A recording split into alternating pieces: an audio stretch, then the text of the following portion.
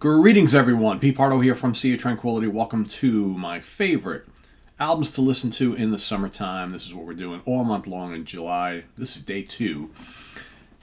Albums you like to play when the weather's warm, outside, in the car, by the pool, by the barbecue, playing volleyball, driving around, maybe playing a little ball, maybe just doing some yard work, maybe just chilling outside with a book. Maybe playing guitar too alongside outside, right? Stuff gets us all fired up when the weather's warmer. That's what we're going for here this month. Today for day 2, this is the 4th studio album by this American band, released August 1973, recorded at Capricorn Sound Studios in Macon, Georgia. Produced by Johnny Sandon and the band themselves for Capricorn Records. I'm talking about Brothers and Sisters by the Allman Brothers Band. It's the perfect summertime album. Mainly for one song, but actually really the whole album. I digress.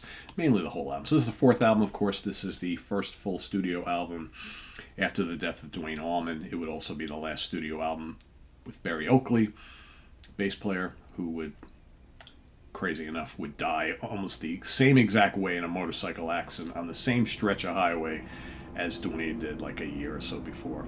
So the lineup for this particular album: Greg Allman, lead vocals, backing vocals, Hammond organ, a little bit of guitar. Dickie Betts becomes a de facto lead guitarist in the band, right? Also lead vocals as well, and backing vocals, slide guitar, all sorts of guitars. Barry Oakley, bass guitar.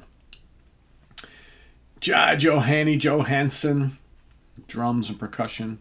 Butch Trucks, drums and percussion. Chuck Leavell on piano, backing vocals. And we got a little help from Lamar Williams on bass guitar on this album, of course, because during the recording of this album is when we lost Barry. So, yeah. So what do we have on this particular record? All sorts of good stuff. All sorts of good stuff. Starts off with Wasted Words. Terrific track. Oh, Les Dudek plays a little bit of guitar on this album as well. Didn't want to forget him. Wasted Words, good southern rocker from the band. Ramblin' Man, of course. That's a great Dickie Betts tune. Total country rock right there. One of their big hits from this era. Come and Go Blues, great Greg Allman tune. So you got an interesting album because you got 4 Dickie Betts tracks on here. 2 Greg Allman tracks and 1 cover, right? Come and Go Blues and Wasted Words are the 2 Greg tracks, and Greg is, he's more of a writes kind of bluesy type stuff, whereas I think Dickie, generally speaking, is coming from more of like a country rock background, right, for the most part. Jelly Jelly finishes off side 1, cover of Jelly Jelly. Then over on side 2 is pretty damn terrific. You got Southbound, that's kind of funky, kind of groovy, right? Southbound, a lot of fun, great Dickie song. And then one of their great instrumentals, and obviously one of Dickie's great instrumental compositions alongside In Memory of Elizabeth Reed, Jessica. I mean, that's a song you crank in the outdoors, man. It's just those soaring guitars, just so good. Jessica is a absolute drop-dead classic. And then it finishes it all off the album with Pony Boy, right? Yeah, this is just good, breezy, southerny Allman Brothers band. A little bit different than the previous albums, right? Because I think that here is where you got Dickie's influence coming really big into the band, so it's less more about this kind of like, blues rock type of thing, this southern blues rock. And though you do get that on here, this is much, much more of a Dickie album, right? So like I said, a lot of those kind of country influences, more rootsy influences are coming into play here on this album. All right, charts. What do we got? Australia at number 5, Canada number 1, Dutch charts made it to number 10, UK album charts 42, and number 1 on the US Billboard charts. On the reissue in 2013, this popped back on the German charts at number 52, and in 2015 it popped back up on Spain charts at number 97. Certifications, platinum here in the States, 1 million copies sold.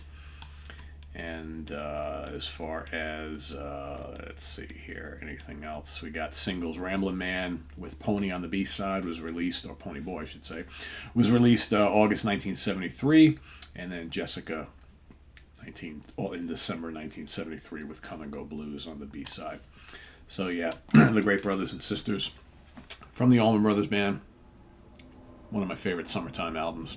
Again, it's not, and the whole point of this exercise here, it's like these albums don't necessarily and may not necessarily be my favorites from these bands or artists, but they're the ones that I reach for this time of year. I've seen some interesting comments in yesterday's episode about people who don't necessarily think of seasons and albums, like they don't necessarily play anything different from season to season to season. I've always had favorite albums for certain times of year. That's just the weather, and I guess it depends on where you live, right? I live in the Northeast, right, in New York, and we have the four seasons. Although in recent years, some of them aren't that different from others. But, generally speaking, different seasons bring on different moods, different listening habits, different exercise habits, different eating habits, whatever it might be. And to me, I've always had specific types of music that I like to listen to more often than others in certain times of year. Right? Like I find like in the wintertime, I'm listening to more progressive rock and extreme metal. Weird, right? In the summertime, I listen to more lighter fare. I listen to lots of southern rock and bluesier stuff, funkier stuff, that sort of thing.